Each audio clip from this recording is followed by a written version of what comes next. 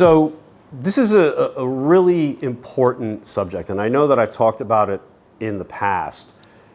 What I wanted to do, though, today is to try and provide a real, complete, if you will, outlook on what is happening and what is China actually looking to do with regard to not just the RMB, but the whole concept where people are saying China is looking and has ambitions to displace the US dollar. So let me start by saying that is absolutely not true. China is not looking to displace the US dollar. And quite frankly, it would be sort of impossible for China to replace the US dollar in terms of trade at any point in the next decade or so. But I have to put an asterisk. There's a caveat to that statement. And I think this is where the debate globally that I have watched played out struggles. The US dollar has two roles. There is what's called the reserve currency, and then you have what is called the reserve asset. So the reserve currency is what most people think about when they think about the US dollar. The currency is what is referred to as a medium of exchange. If I'm China and I want to buy oil in Saudi Arabia, normally what I would have to do is I would have to facilitate that trade in US dollars. I couldn't use RMB, I couldn't use euro. I had to use US dollars. And the rest of the world, whether you were buying goods in China or what have you, the trade amongst nations, the trade amongst companies that were doing all of this business would typically have contracts that were priced in US dollars. Now, not because the American government said you had to, there was a little bit of that. But it was because the US dollar was so ubiquitous, meaning it was used by everybody. It was easier. So if you are China and you're buying oil from Russia and you have ruble and renminbi, let's just use the dollar. And that's how the system has worked historically, and I would even argue it's how the system today continues to work. The vast majority of trade is done in US dollars. That is the reserve currency.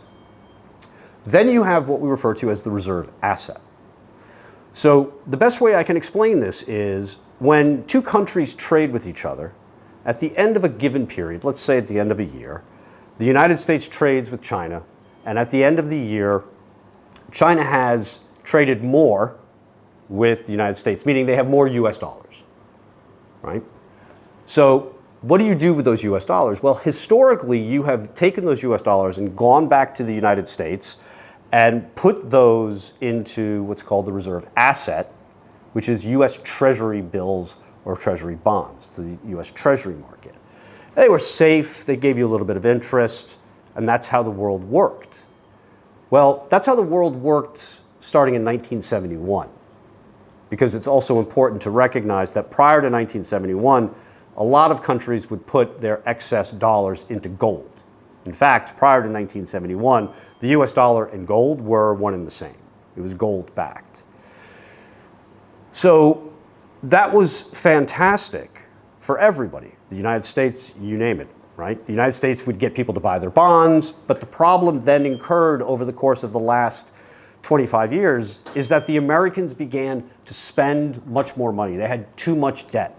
Every single year, more and more and more debt, to the point where if I'm China or I'm some other country and I have excess dollars, I'm going to start worrying about whether or not if I put those dollars into US bonds, am I going to get my money back?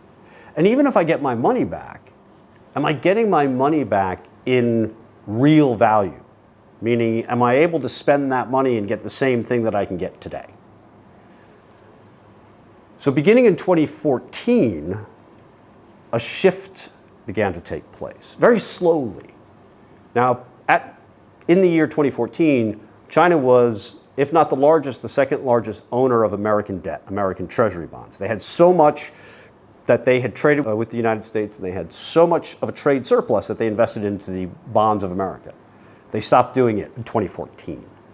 Now, they didn't sell the bonds, they just refused to take those excess surpluses and buy more bonds. What did they do with the money? Well, they did two things. The The first thing they did is they started to buy what are called real assets. You might have heard of something called Belt and Road Initiative, or what I remember is used to be the One Belt, One Road program. So China would go around the world and say, we want to go into business and we want to invest in ports or railroads all around the world, Africa, Europe, South America, you name it. And this made sense because they were using their dollars to invest in hard asset projects. Keep in mind, if you go to Africa or elsewhere and you make an investment into let's say, a gold mine or a natural gas facility, you actually get access to those materials. So that was beneficial for China. And that was a program that even today continues, but not to the same extent. So from 2014 to around 2018, that was kind of what you saw. But then in 2019, 2020, China shifted once again and began buying just gold. More gold and more gold and more gold. So why does any of this matter? We already said the United States as a reserve currency, the medium of exchange is not going to change. And so China's going around saying, okay, we're not going to buy your treasuries, America, we're just going to invest in gold. Well, come to find out, something else was going on that China was working to assist its trading partners. From 2014 onwards, there was a concern by countries throughout the world that the United States was willing to what we call weaponize the dollar. If you didn't like what we were doing, the United States would come and say, you can no longer use the US dollar because the system of the dollar is run by America. Most infamously, they did this first with Iran in 2014, and then they did it even more so with the Russians in 2022. Now, if I have all these dollars, that's the issue. China may have all this gold that they've been buying, but all these other countries don't. So what happened? China began telling its trading partners, we have a great idea. We're going to trade, let's say, with Russia for natural resources. Now, typically at the end of every year, China buys more from Russia than Russia buys of China. So the trade surplus is with Russia.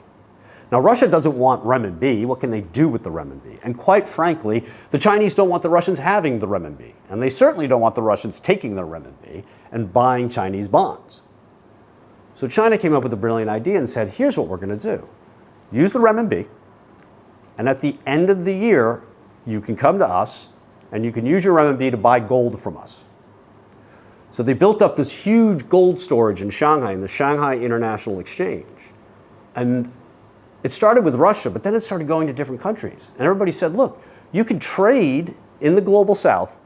I should mention, this does not include Europe. It does not include Japan. It doesn't include the US. But all of the countries in the global south, Indonesia, Brazil, elsewhere. And you can trade in any currency, but if you use the renminbi, at the end of a period, every quarter, every month, every year, you can bring that renminbi to Shanghai and we'll give you gold. Physical gold, not a piece of paper.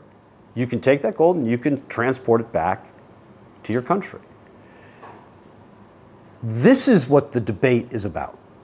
And this is where I find most of the commentary currently is missing.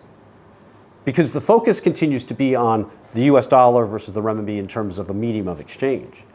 What's really happening is China, I wouldn't say is undermining, but is creating optionality for all of its trading partners to say, look, if you trade in renminbi with us, you don't have to worry about the weaponization of the US dollar. And at the end of whenever you wish, you can bring whatever renminbi you have and we'll give you physical gold. So this is an absolute game changer throughout the entirety of international trade. It's begun at a slow pace. It is gaining momentum. And just in the recent few weeks, we're seeing the concept of gold settlement of renminbi expand with the likes of Hong Kong. Hong Kong is now opening its own gold vault and refining capabilities so that you can be able to, let's say you don't want to do the Shanghai International Exchange, you can go to Hong Kong. Zurich, London, which have historically been the centers of gold trade, are facing the first real competition they faced in I don't know, 100 plus years. But the issue is about trade settlement. It's about the renminbi being used and then the renminbi being settled in gold. And this is a growing concern for the American government, because if this continues and expands and is adopted by more and more countries, that means fewer and fewer countries are going to buy American bonds. And when you have less demand for bonds, the price of those bonds goes down and the interest rate on those bonds go up, meaning that the United States is going to have to pay more for all of the debt that it has. This, for me, is perhaps one of the most significant developments in geopolitics that I've witnessed in my entire time in China. I really want to pursue the concept more broadly, and again, we'll continue to speak on this subject as I start to see more specific areas expand on it. But again, the overall debate about the renminbi versus the US dollar is quite frankly misguided. It's not about the reserve currency. It is all about, and everything to do, about the reserve asset. That's where the focus needs to be.